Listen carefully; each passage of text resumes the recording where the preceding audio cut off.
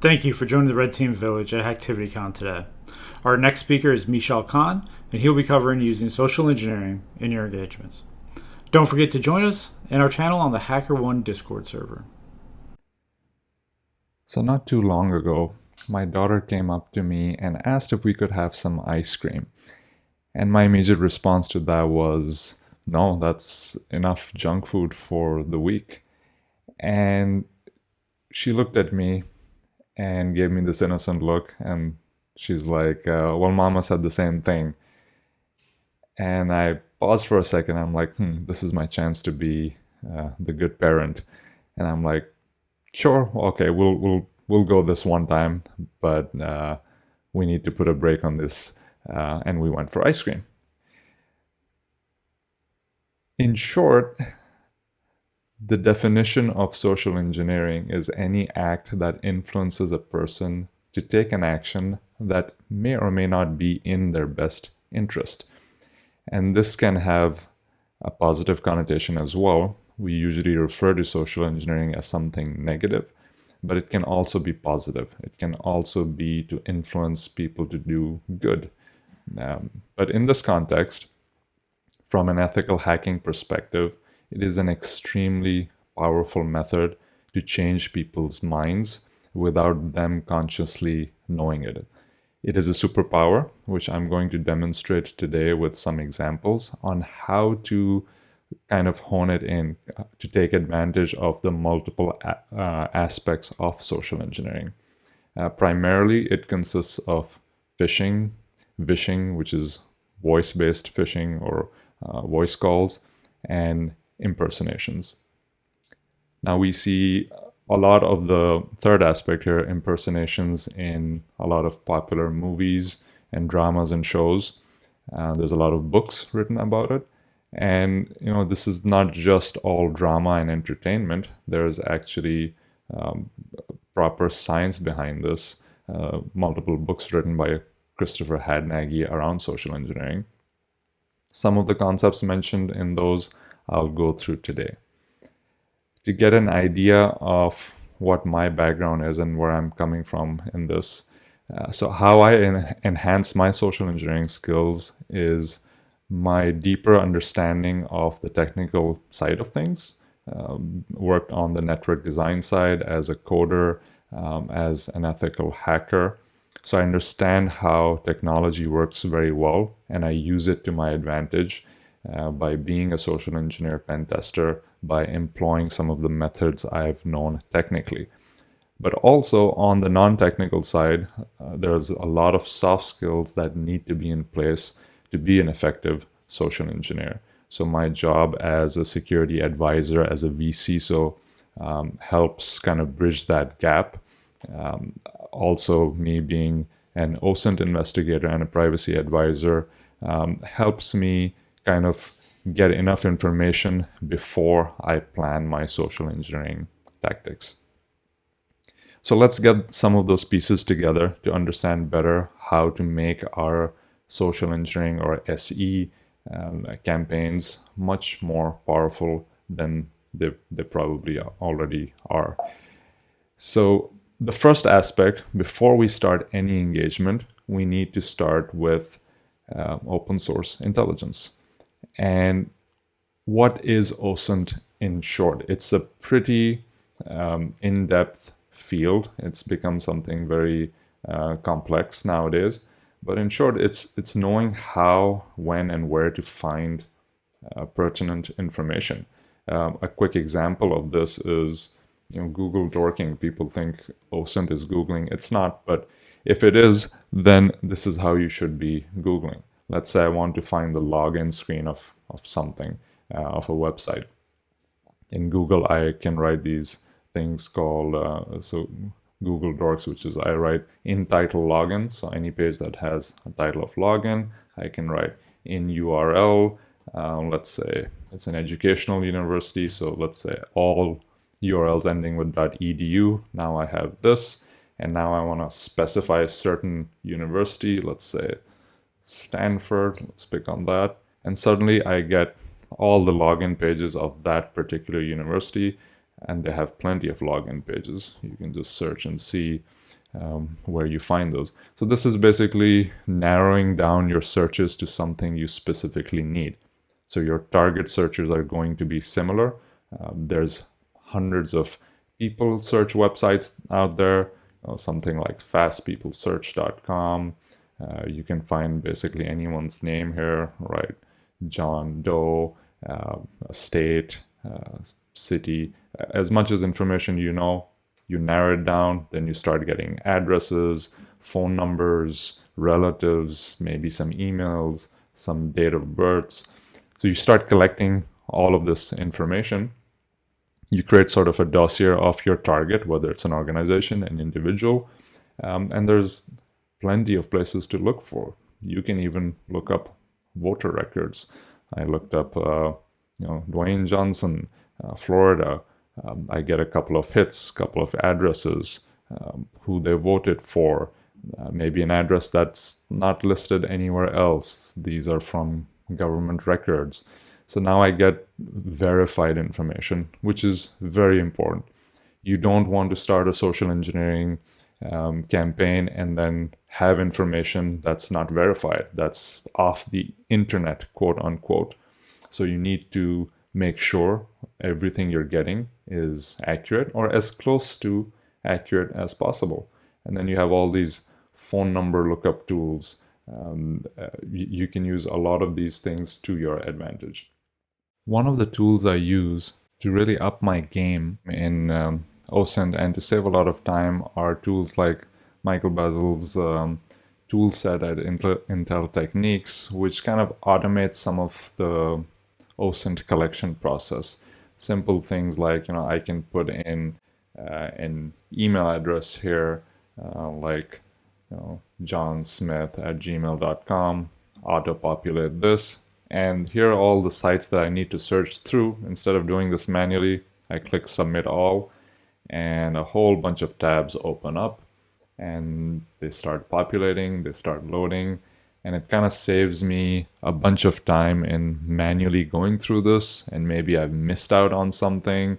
I want to be very thorough in my investigations, so I'll use some automation like this and then go in one by one and start closing the tab and see, okay, this, nothing big came up here, close this, start closing different things, and then just collecting the information that I actually need from this.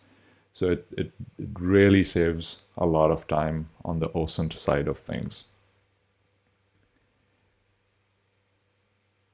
Another technique I do is I look up the phone number. So if I enter any phone number here, let's say, let's make stuff up as I go, and I do a reverse caller ID lookup, I'll get either some name associated with this or something like a wireless caller, and then I can spoof my caller ID and do interesting things with it. So one of the techniques I did before was the caller's provider came out to be T-Mobile. So I said, hey, let me call T-Mobile while posing to be this person's phone number, and let's see what reply I get. So I Google T-Mobile's customer service number.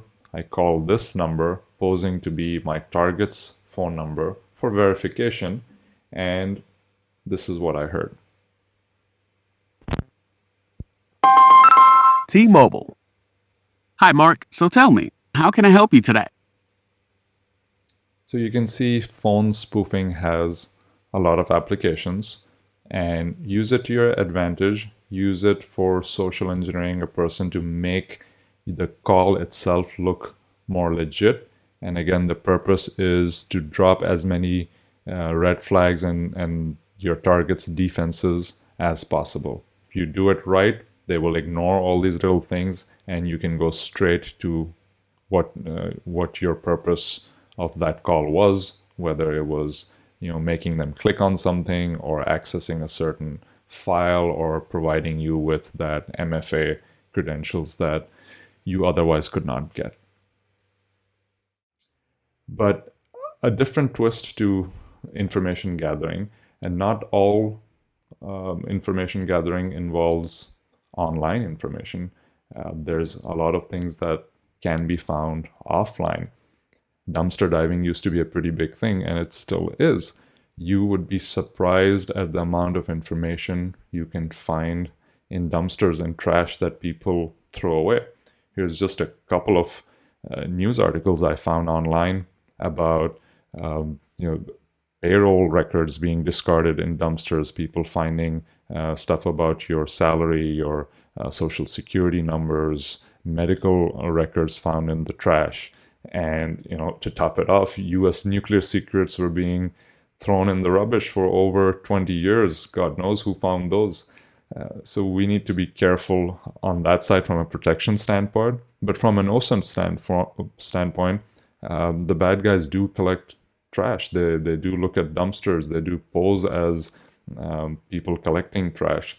So shred your paperwork, because someone may be looking at it and maybe using it against you. But long story short,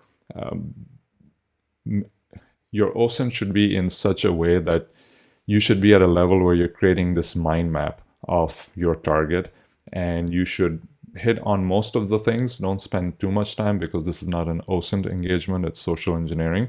But all of this will help create that baseline, that platform that you will pivot off of. So know everything about your target in the time period that you have. All of this is going to make the next steps really powerful. So that's one aspect, reconnaissance. The next side is you need some tools to perform social engineering. Phishing is probably the number one way it's done today. And phishing should be done right. Far too many times I've seen that there's not enough thought put into it. The common phishing templates are used. There's not enough pretext.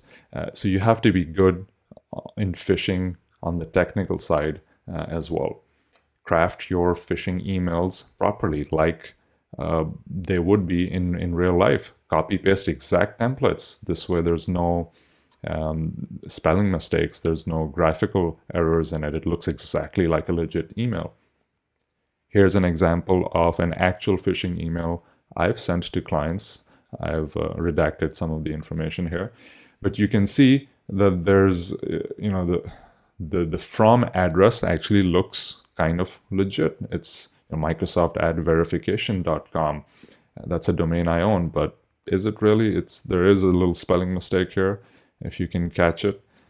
But to the common person, you will spend 1 second or even less looking at these things, and you're going to look at the context of the email. When you hover over links, again, it should look legit. Don't use fishy links like .ru or URL shorteners like bit.ly. Put in the extra time and effort to make the email technically look somewhat legit, as close as possible.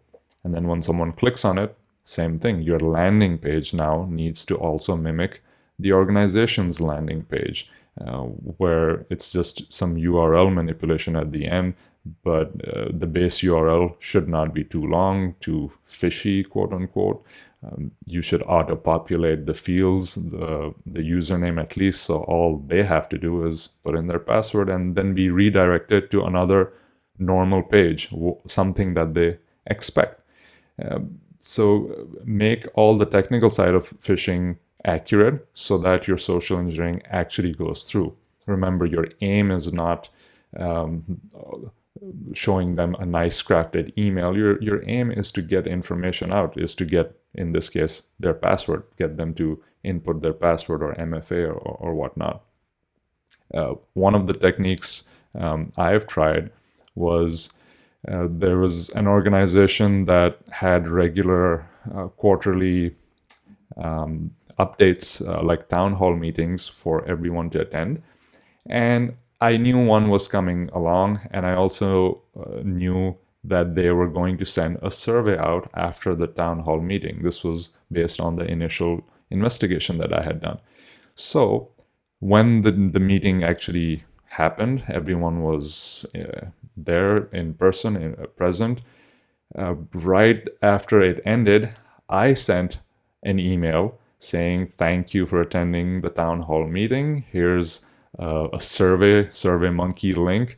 Click on it to tell us how we did. And this was expected. Everyone expected this email. I can guarantee you almost everyone clicked on it. A dozen people almost submitted their credentials because I had another page in front of them saying authenticate yourself to access the content, and most of them did because it was expected. They knew it was coming, and it wasn't something fishy. It wasn't something that caught them off guard. So this was a matter of timing, the right email, the perfect expectations. It did not raise any flags. And that's your aim in social engineering. Don't raise a lot of flags. Be different, be unique, and build on your little successes. Once you have one person's email, craft another message from their email address maybe. So sometimes it's some longer term engagement, but you have to have persistence and patience in this process. A very good resource for most of these things that I learned came from Chris Hadnagy's book, Phishing Dark Waters, where it explains a lot of the psychological factors and how people make decisions when they're clicking on email. So I highly recommend it. Read the book. The next technique in your social engineering campaigns has to be a different tool. So phishing is the art of fooling people over a telephone call. When your phishing emails don't work, you follow it up with spoofing a call and acting like tech support, which is the typical thing, or some delivery or whatnot. So make it up depending on the situation and based on your open source intelligence that you've done, and spoof a call. And I want to emphasize here, don't take the easy route. Don't just block your caller ID because it shows up as unknown. People don't answer that. Make it a little bit legit. Spend some time to know how to spoof a phone number. Make it look like it's coming from the IT department or HR or a third-party vendor, whatever your alibi is, whatever you're acting to be. So plan your pretext, which is why you're calling, and make sure that the call, when it goes through, no flags are raised again, and it's basically a follow-up to an email or something you've done in the past. So your pretext is basically the knowledge you have of the situation, who you are, who you're posing to be. And if it's in person, your body language shows that pretext. The tools, if you're carrying something, if you're tech support, you must have a laptop bag with you. If you're here to fix the elevator, certain other tools need to be there. Your clothing needs to fit your pretext, or if it's over the phone, it may be the language you speak. Is it technical? Are you sales? Use buzzwords in that case. So whatever you're pretending to be, make sure everything fits it. You've done some research. Don't spend too much time on it, but be cognizant that people do look for things that don't fall in place. So try to be part of the tribe of your target or the source of what you're acting to be. The first thing that happens in social engineering when you engage a person, whether it is over the phone, in person, their brain comes up with a couple of questions.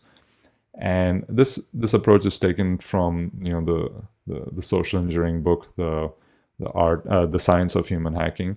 Is 4 questions pop up in your brain and you need to answer them before it's too late. The first thing is obvious. Who is this? When you approach a person, think of someone ringing your doorbell, someone in marketing trying to sell you something. You ask, who is this? You should be able to answer that in their head immediately. So start off with, this is such and so, and this is the purpose of the call or the meeting, because that'll answer What does he or she want? Why are they approaching me? So unless you answer these immediately, they will have their guards raised. So you need to drop those guards. Are they a threat to me? Your mind will always look for those comfort zones. So you need to make them feel comfortable with the first sentence that comes out of your mouth. And lastly, they're going to think of the time frame. How long is this going to take? So when you're engaging with someone over the phone, you need to set all these expectations in the first one or two sentences by saying something like, either you're busy, so you don't have a lot of time, you're just here to confirm something, or do you have 30 seconds, do you have a minute of your time? So you need to set those expectations, otherwise people will shut you off. So always have these 4 questions in mind and answer them either through your situation, the way you look, the way you're talking, or the reason for this call. These will be answered, and role play it before you actually perform it. Once you're past that first step, the major technique that's used throughout social engineering, and the reason it worked, the reason I kind of gave in to my daughter's ice cream thing before, is the concept of influence. So influence is different than manipulation. And the major difference here is influence is overall positive. So it makes them feel as if it was their idea if you make them do something. So as an example, if you're after the email address of someone and you don't know, don't just ask for an email address. You may get shut down, but let it be their suggestion. Ask someone like, hey, Mr. Anderson attended our webinar. We wanted to send him a Starbucks gift card, but his email bounced. Now I'll have to come over and maybe deliver it to your office. Let the person on the other side say, hey, let me confirm that email address for you. Did you have the correct one? And they'll tell you what it was. In similar fashion, you can elicit a lot of information out of people, and they feel as if it was their idea. They feel happy helping you out. You both benefit. You got what you wanted. They feel happier helping you. And it's a technique primarily used by sales and marketing. It works. But when the bad guys use it, they use manipulation. So they ask you, hey, you need to give me your social security number. You're not willingly ever going to give it up because of that scam. They act as an authority figure, as the IRS or the police or whatever, and only they benefit from this. You are the loser at the end of the day, and you feel bad once the call has ended because you feel as if you've been manipulated. So as social engineers, we only use influence. We never use the tactics of manipulation. And there are plenty of examples out there on how to use these principles of influence. There's books written on this, but you know all the techniques that exist, study them, and apply them in your social engineering tactics. Some of these techniques, are extremely simple. You may already be doing them, like reciprocity or concession, asking for something big and then receiving at least part of the information. One of the challenges I once had was getting a person's surname. So I asked the person their first name. They gave it to me, and this was part of some survey I was performing. And then at the end, I said, what is your surname? What's your last name? And the person felt a little uncomfortable. And they're like, I don't want to give my surname. So they shut me down completely. Instead of just turning the other way, I said, oh, that's okay. A last initial would do fine. And then they told me the last initial. So at least I got something out of it. So I could at least narrow it down to certain names. So that's the concept of concession. One of the more powerful concepts is liking. It's different than mimicking. So let's put this into context. Mimicking is People like people that are like them. This is common. You like being people. You like being around people that are similar to you in their tastes, in their hobbies, in the way you look, maybe your culture, your background, whatever. So people like people that are like them. But what's really powerful in social engineering is people like people that like them. There's a little difference there. So if I go to a person and I don't say I like you or I like them, but I say everything else. I like the way you think. That's a great laptop bag. I love the choice of stickers you have. I like where you're going with this. I'm basically on your side. That's what I'm trying to say. So you never say I like you, but it's kind of implied that I like everything about you. So the person automatically likes you back. And then after a small conversation like this, when that likeness is established, you could follow it up with your real request, like, "Hey, could you buzz me in? I forgot my wallet in the car." They'll be like, "Hey, sure, go right in." But if you hadn't established that rapport with the person, and you hadn't established influence, that person would have been like, "No, can I see your ID? You need to go back and get your wallet." So these little techniques help get through certain hurdles within your engagements. And the goal here is, if you have enough time, establish rapport with the person. There's many ways to do that. I'm not going to go through all the principles. But one example that I will share is the example of ego suppression. And that's probably one of the toughest ones here, because it's hard to let go of your ego. But if you do, surprising things happen. So one of the examples I can give here is while I was getting the social engineering certification, we had multiple tasks to perform. One of the tasks was to ask a complete stranger their full date of birth. And seemingly it was pretty tough. So me and my partner, we went out, and he went up to a bar, and outside the bar there was like a couple of guys sitting, and he told them that, "Hey, my friend there has this unique ability to basically guess anyone's zodiac sign." And he's like, he tried it on me and he guessed it right, but he's my friend. I wanted to try it on a stranger because I want to call out his bluff. I think he's lying. And the guy was like, "Yeah, sure, bring him over." I came over. I asked him 4 or 5 random questions. I'm like, "Do you wake up early in the morning, or are you more of a night person? Are you decisive in your decision making, or do you take enough time? Do you walk fast? Are you a brisk walker, or do you walk slow?" Random questions. I didn't even care about the answers. After that, I was like, "Well, based on this, you must be a Leo." And the guy was like, "Nope, I'm not." I'm like, "Really? You must be a Pisces. I'm pretty sure on that." He's like, "No, you're wrong again." I'm like, "Damn." I'm like, "What are you then?" He's like, "Oh, I'm a Scorpio." I'm like, "Oh, so the 14th?" He's like, "Nope, the 12th." I'm like, "Oh, you look like a 1984." He's like, "Nope, 80. Very quickly, I got his full date of birth by being wrong. I was wrong 3, 4, 5 times. So the concept of ego is there's only enough room for one person's ego to grow. Otherwise, you have tension. In order to let someone else's ego grow, you need to suppress your own. And when you do, surprising things happen. And we were kind of surprised. We're like, we got his full date of birth. And to top it off, my friend was like, "I don't believe this. Wow, that's amazing." He was wrong. He's like, "Are you sure that's your date of birth?" And the guy took out his driver's license and showed it to him. So now we got a visual on the driver's license as well.